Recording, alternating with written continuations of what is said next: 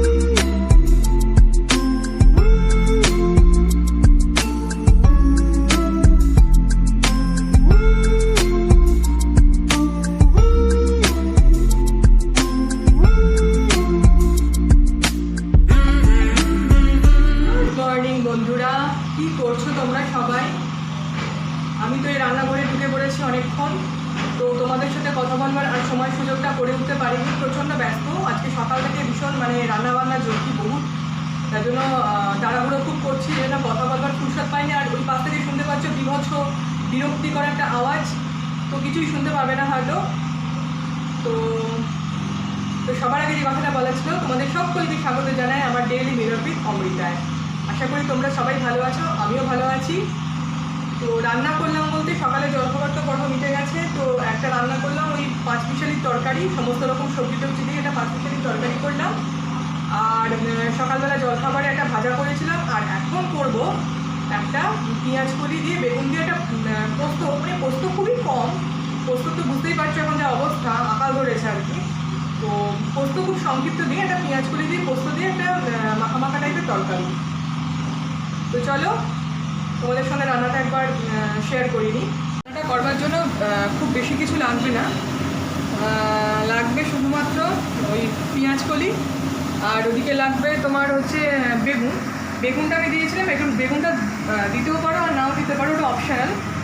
কেন কি আমি বেগুনটা দিলাম, জিনিসটা একটু গা মাখা মাখা টাইপের হবে, তো সেই জন্যই আমি বেগুনটা দিলাম। তো পেঁয়াজকলির পোস্তর জন্য লাগবে ওই পেঁয়াজকলি, আলু দিচ্ছি না, আলু দিলে হয়তো ভালো হতো, কিন্তু এখন আমার কাছে টাইম নেই, সেজন্য আমি আলু আর দিতে পারবো না। আমি দিচ্ছি বেগুন আর পেঁয়াজকলি, এটুকুই দিচ্ছি।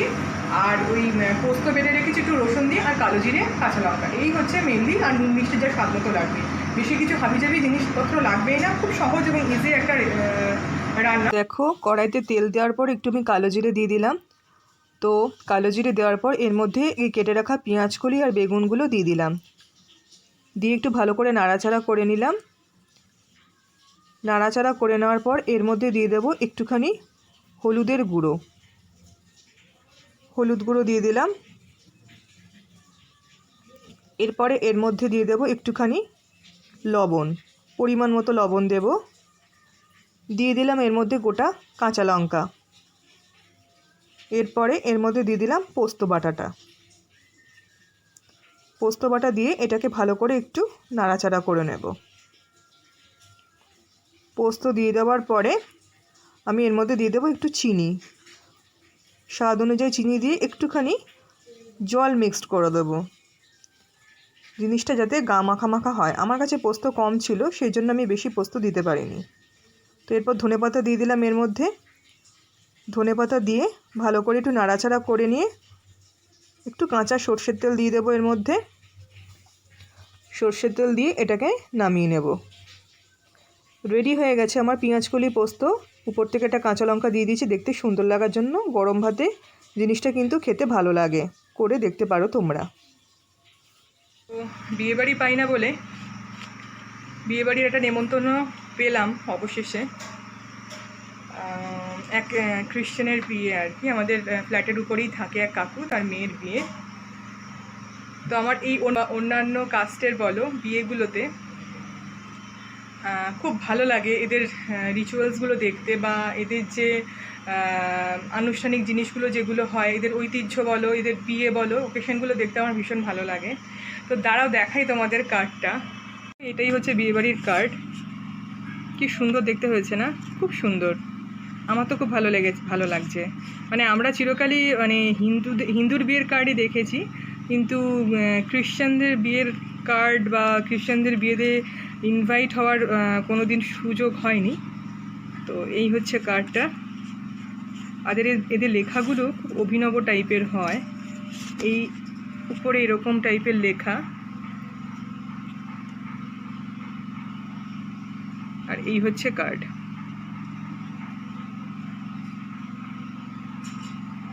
আমার তো খুব ভালো লাগছে। এটা হচ্ছে কার্ডের সামনেটা। তো ভাবলাম তোমাদের সঙ্গে সবই যখন শেয়ার করছি, এটাও একবার দেখাই। আমি কোনো দিন এইরকম মানে বিয়েতে ইনভিটেশন পাইনি, তো যার জন্য এদের কার্ডগুলো কীরকম হয় সেটাও আমার কোনো মানে জানা ছিল না। তো আমার দেখে খুব ইউনিক লাগলো জিনিসটা। মানে বাঙালিদের বিয়ে বা হিন্দুদের বিয়ের কার্ড, মানে বাঙালি না, এনারাও বাঙালি, মানে হিন্দুদের বিয়ের কার্ড যেরকম হয়, কিন্তু খ্রিশ্চান বলো বা মুসলিমদের বলো, এদের বিয়ের কার্ড কীরকম হয় সেটা দেখার সৌভাগ্য আমার এখনও পর্যন্ত হয়নি। এই প্রথম দেখলাম খ্রিশ্চানদের বিয়ের কার্ড কীরকম হয়। তো যাই হোক, এবার আমি যাব। জামাকাপড় সব বাইরে মেলা হয়ে গেছে, পুরো ভাজা ভাজা হয়ে গেছি গরমে। প্রচণ্ড রোদ, প্রচণ্ড গরম, পুরো তেলে হয়ে গেছি। তো এবার যাব স্নানে। স্নান সেরে নিয়ে যদি সুযোগ পাই তো কথা বলবো, নয়তো আবার উপরে গিয়ে জামাকাপড় তুলতে হবে আমাকে। আজকে প্রচুর খাটনি গেছে। তো যাই হোক, পরে আবার কথা বলছি তোমাদের সঙ্গে।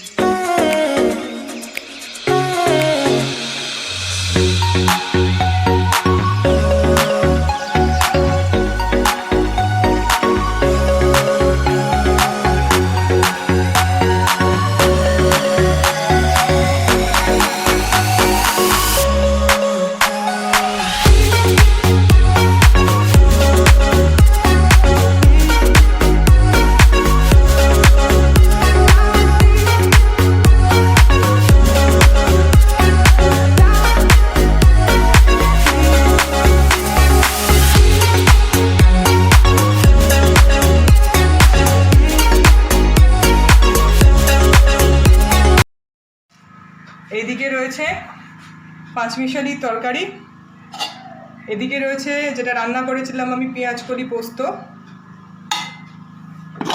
এদিকে রয়েছে ডাল, আর এদিকে রয়েছে কালকে সেই মাছের ঝোল। আর এটাই পুরনো পুঁইমিটুলি কালকের, আর রয়েছে ভাত। গুড ইভিনিং বন্ধুরা, কি করছো তোমরা সবাই? আমি আবার হাজির হয়ে গেছি, তোমাদের বন্ধু অমৃতা। একটা দিনও ভুল হবে না কিন্তু, প্রত্যেক দিনই তোমরা আমার মুখ দেখতে পাবে সন্ধ্যাবেলা হলেই। মানে সন্ধ্যাবেলায় কিছু কোথাও যাই, যেটাই করি না কেন, ঠিক চলে আসি সন্ধ্যাবেলা তোমাদের সঙ্গে গল্প করবার জন্য। এই সময়টাকে আমি একদমই মিস করতে চাই না, কোনো রকমভাবেই আমি মানে এই সময়টাকে ব্যয় করতে চাই না। সেই জন্য চলে এলাম, সাজগোজ করে বসে আছি, লিপস্টিক টিপস্টিক লাগিয়ে বসে আছি। একদমই না, ঘরে বসে না, আমি একটু বেরিয়েছিলাম একটু দরকারি জিনিসপত্র কেনবার জন্য, তো সেই জন্য একটু সাজগোজ না করলেই নয়। আর এখন লিপস্টিক, সত্যি কথা বলতে কি, করোনা থাক, মুখে মাস্ক পরি, যাই পরি না কেন, আমি লিপস্টিক লাগাবোই। আমি সামান্য একটু বাজারে গেলেও লিপস্টিক লাগাই, আমি এতটাই লিপস্টিক লাগাতে পছন্দ করি। এখন তাও মনটা একটু খারাপ লাগে যে লিপস্টিকটা সেই আগের মতো আর মানে আগের মতো আর সেই পজিশনে লাগাতে পারি না, যার জন্য মনটা সত্যিই খুব খারাপ লাগে গো। মানে আগে যেরকম টাইপের মানে লিপস্টিক লাগিয়ে দেখানো যেত, এখন তো লিপস্টিক লাগানোও যায় না, লাগানোও তাই, কিন্তু তাও লাগাবো, তাই না? তোমরা আমাদের মতো কে, আমার মতো তোমরা কেউ মানে কে এই পাগলামোগুলো করো, আমাকে কিন্তু কমেন্ট করে জানিও। আমি কিন্তু এই পাগলামোটা ভীষণভাবে করি। আমি করোনার পরবর্তীকালেও কোথাও বেরোলে আমি মাস্কের মধ্যেই লিপস্টিক লাগাই, তাতে কেউ দেখলো কি না দেখলো তাতে আমার কিচ্ছু যায় আসে না, বয়েই গেল, আমি তো আমার শখটা পূরণ করি। তো বেরিয়েছিলাম একটা বিস্কিট ফিস্কিট কেনার জন্য, হাজব্যান্ড তো বাড়িতে নেই। তো উনি আজকে কলকাতায় পদার্পণ করবেন, মানে করে গেছেন অলরেডি, একটু অফিসে গেছে, ওখান থেকে বাড়ি আসবে। তো বাইরে তো ঠান্ডা একদমই নেই, মানে এক ফোঁটাও ঠান্ডা নেই, এতটা বাজে ওয়েদার হয়ে গেল না, মানে ঠান্ডার কোনো বালাই নেই, পুরো গরম গরম একটা ওয়েদার। মানে পারলে মনে হচ্ছে ফ্যান চালালে বোধহয় ভালো লাগতো, কিন্তু ফ্যান তো চালানো যাবে না, ফ্যান চালালেই এখন মানে ঠান্ডা লেগে যাবে। আমার কাল অবধি গলা তো মানে কীরকম একটা বসে বসে যাচ্ছিলো, কেমন যেন মনে হচ্ছিলো গলা কুটকুট করছে না গলা খুসফুস করছে, বুঝতে পারছি না, এমন একটা সিচুয়েশন হয়েছে। সেই জন্য গরম লাগলেও ফ্যান চালাবার কোনো সুযোগ আর নেই। এই ওয়েদারগুলো জানো তো বিয়েবাড়ির জন্য একদম আদর্শ, একদম পারফেক্ট। মানে শীতকালের মতো ওই সোয়েটার চাদর জড়িয়ে বিয়েবাড়িতে যেতেও হবে না, আবার ওইদিকে গরমকালের মতো প্যাচ প্যাচে গরমে মেকআপ গলে যাবে না, ওই অবস্থাও হবে না। একদম পারফেক্ট ওয়েদার একটা বিয়েবাড়ির জন্য। তোমাদের বললাম না দুপুরবেলা একটা বিয়েবাড়ি নেমন্তন্ন পেলাম, তো যদিও ওটা মানে মানে হিন্দুরা, খ্রিশ্চানদের বিয়ে তো একটু অন্যরকম হয়, ওদের ওই বোধহয় চার্চে বিয়েটা হয় আর রাত্রেবেলা অনুষ্ঠানটা হবে আর কি। তো তা হলেও বিয়েবাড়ি তো বিয়েবাড়িই হয় না। তো বিয়েবাড়িতে তবে আগে মানে কি ভালো লাগতো বলো তো, মানে বিয়েবাড়ি মানে খাওয়ার জন্য না, মানে খেতে তো আমি একেবারে খুব একটা যে আহামরি ভালোবাসি তা নয়, মানে আমি খেতে মানে পছন্দ করি, খেতে কেনা ভালোবাসি পৃথিবীতে, কিন্তু বেশি একটু সেজে গুজে যাবো ওটাই যেন আনন্দ। কিন্তু এখন যেন দেখবে আনন্দের সঙ্গে সঙ্গে ভেতরে একটা কোথাও যেন একটা ভয় সবসময় গ্রাস করে থাকে, যে অনুষ্ঠান বাড়ি মানেই তো সেখানে লোকজনের সমাগম হবে, আর লোকজনের সমাগম হওয়া মানেই হচ্ছে সেখানে ওই গ্যাদারিংয়ের ব্যাপার থাকলেই সেখানে একটা করোনার আতঙ্ক থেকেই যায়, মনে মনে তো একটা ভয় থেকেই যায়। জানি না কি করব, যাবো হয়তো, গেলেও অনেকটা দূরত্ব রেখে চলাফেরা করতে হবে। মানে কী দিন এলো বলো তো, সত্যি সত্যি কী দিন এলো, মানে এই রকম অবস্থা যে কোনো দিন হবে, সত্যি সত্যি আমরা কোনো দিন ভাবতে পেরেছিলাম যে কোনো দিন আমাদের এইরকম অবস্থা হতে পারে?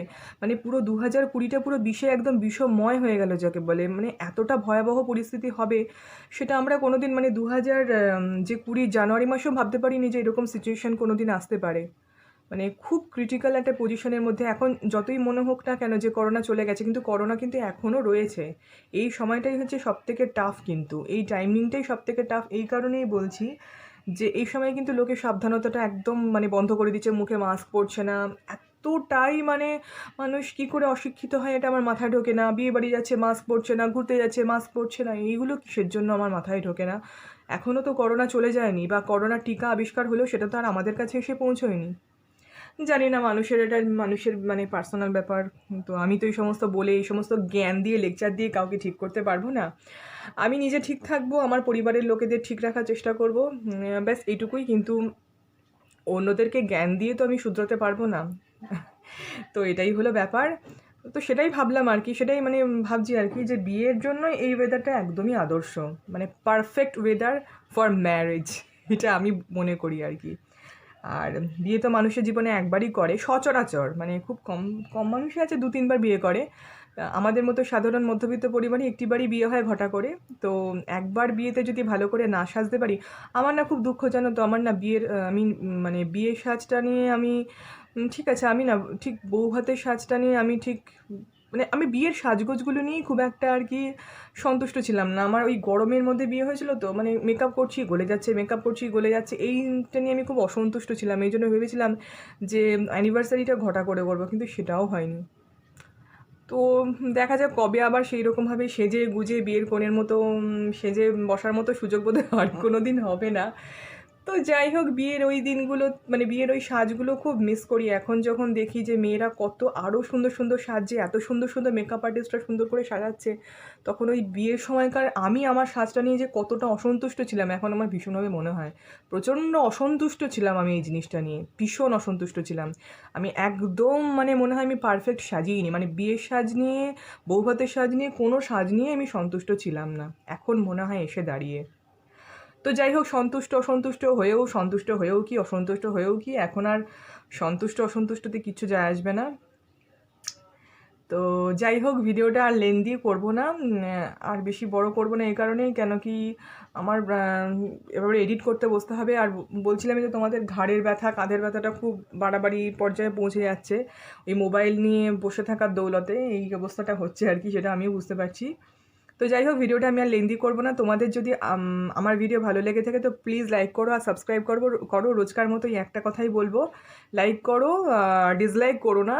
যে ডিসলাইক করবে সে আমার ভিডিওতে এসো না, লাইক করারও দরকার নেই, দেখারও দরকার নেই। আর যারা সাবস্ক্রাইব মানে যারা সাবস্ক্রাইব করবে তাদেরকে মানে যারা করে ফেলেছো অলরেডি তাদেরকে অসংখ্য ধন্যবাদ। আর যারা এখনও সাবস্ক্রাইব করেন তো প্লিজ সাবস্ক্রাইব করে দিও আমার চ্যানেলটা যদি ভালো লেগে থাকে তো। আর সাবস্ক্রাইব করে আনসাবস্ক্রাইব করো না। ডেলিকার ডেলি ফাটা রেকর্ডের মতো একটি কথাই বলে যাই আমি, কিন্তু সেম জিনিসের পুনরাবৃত্তি দিনের পর দিন ঘটছে। সুতরাং এই নিয়ে আর কথোপকথন করে কোনো লাভ নেই। যার যেটা কাজ সে সেটা করে যাবে, আমার যেটা বলার আমি সেটা বলে যাব। তো চলো আজকের মতো আসি, কাল আবার দেখা হবে তোমাদের সঙ্গে একটা নতুন ভিডিও নিয়ে। ততক্ষণ তোমরা সবাই ভালো থেকো, সুস্থ থেকো আর সেফ থেকো এবং নিজের শরীরে সবাই যত্ন রেখো। তো এখনকার মতো টাটা, গুড নাইট, শুভরাত্রি।